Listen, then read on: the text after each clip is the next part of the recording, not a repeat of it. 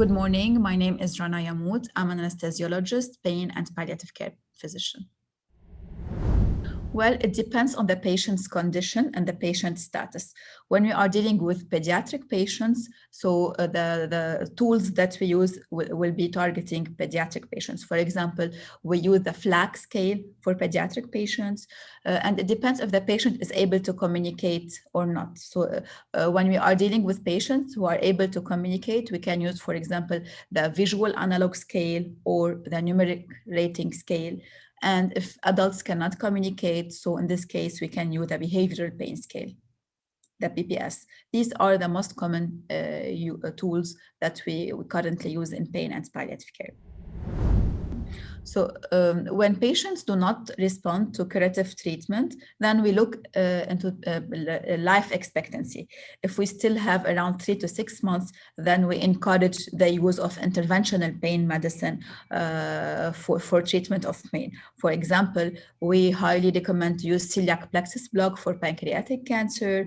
We use stellate ganglion block, impaired ganglion block. We can use the hypogastric block also for pelvic pain. Plus, we use the pharmacological agents such as opioids and non-opioids medication. This is a very accurate question. And actually, yes, you are true, especially here in the region because of the culture, maybe, and because of the background. We always tend to refer patients very late to palliative care. So if you want to be based on medical evidence and recommendation, as per the ASCO recommendation, for example, they do recommend to implement palliative care since day one of diagnosis of any chronic illness. So we empower the recommendation of international societies. We try to open what we did recently. We opened 2 slots a week in a clinic to favor seeing patients early on palliative care. We keep doing awareness campaign and awareness towards staff also in order to refer patients early, and we try to show them the importance of early integration of palliative care into patients' journey. You know, it depends on the patient's wish. We cannot decide as a physician or as a healthcare worker whether the patient prefer to die at home or at hospital. All depends on the patient's goals of care, on patient's wish. And we as palliative care physician, we try our best to make the patient's wish happen and the family wish as well. So the WHO ladder, we used to use them many years ago, especially in pain management. And these recommendations are applied for pain, whether it is in palliative care or acute pain. So as per the WHO ladder, they said for mild pain, I use the first ladder, which is a non-opioid medication, including paracetamol, NSAIDs. So that's it mainly. For moderate pain, they encourage the use of second ladder, which is weak opioids, including tramadol, codeine, or the combination of paracetamol and alcohol. For severe pain, they recommend to use the strong opioid medication like morphine, oxycodone, fentanyl, and so on. And it's always recommended to add like a fourth ladder to be used concomitantly with medical, with pharmacological management, which is interventional pain. And we should not at any point, we should always remember to use the adjuvant medication, including the GABA agonist, ketamine, favor the local regional anesthetic block when it's feasible, and so on. So we not only target one medication, the importance of multimodal analgesia plays here a great role in managing pain for patients, whether in pain or palliative care.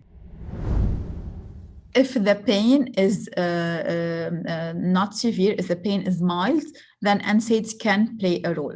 Well, cancer pain, it's a mixed pain. It can be inflammatory, it can be nociceptive and neuropathic pain. So definitely NSAIDs can play a role for mild pain only, not for severe or moderate pain.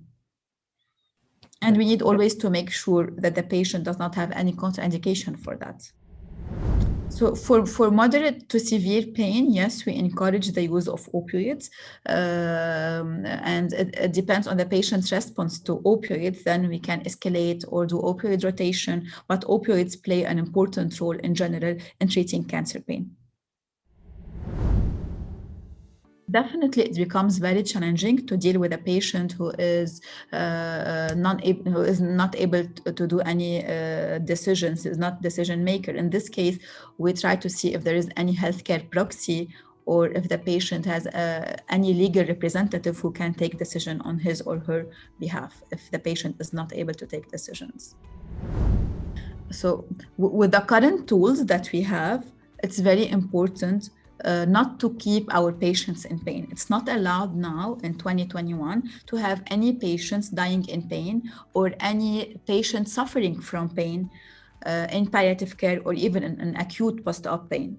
It's always recommended. We have all the tools. There is no reason to leave our patients in pain. So please mobilize all your resources. Ask for help, use multimodal analgesia, try to optimize pain for the patient as much as possible. This is my main message for my colleagues and for residents and all the new junior doctors. In the within the COVID crisis, definitely the palliative care has a very important role in dealing with patients by treating symptoms and try to clarify goals of care early on and try to avoid the unnecessary use of machines and so on. Regarding pain management, definitely pain is an important symptom of patient who contracted the virus. And what we are seeing currently is a new syndrome that surged after the COVID crisis, which is the pain post-ICU. Okay, for patients who were admitted to ICU due to COVID. And usually it is generalized pain, severe, neuropathic in nature, and this is the new component or the new syndrome that we are facing now after the crisis. And another challenge, I think, in treating pain during COVID is the availability of medication and mainly opioids. So there's a lot of lack in material, lack of medication, and it becomes very challenging to treat pain in times of COVID. But I think now things are doing a little bit better compared to the beginning of the crisis. So when dealing with patients with a history of chronic pain, chronic back pain, if the patient has any critical psychosocial history of anxiety, depression, history of misuse or abuse, so these kind of evidence or this kind of the part of the story, if they are present, they can raise a red flag for physicians to know that this patient can be very challenging to treat. We have in our field anticipatory pain. For example, when the patient is coming for chemotherapy and if the treatment is causing pain, then he can or she can start feeling pain before even the infusion of the treatment. Before any procedure like bone marrow, if the patient is known to have recurrent bone marrow biopsies, so the patient can anticipate pain before the procedure. So in this case, it's very important to give the pain medication at least, if you are giving it PO, at least 1 hour before the procedure. If you are giving it IV, at least 15 minutes before the procedure, or 30 minutes if it's sub-Q. It depends on the location of pain. If the procedure, for example, in the abdominal area, we can, for example, place an epidural for that. If the procedure is in the shoulder, we can do a block specific to block the shoulder. It depends on the procedure. For example, chest tube removal. What we usually do, if the patient has a PCA, we ask the patient to press on the button to receive a bolus of morphine or medication before removal of the tube. So it depends on the procedure, but definitely there is always a way to anticipate pain and to treat it prior to when it's happened.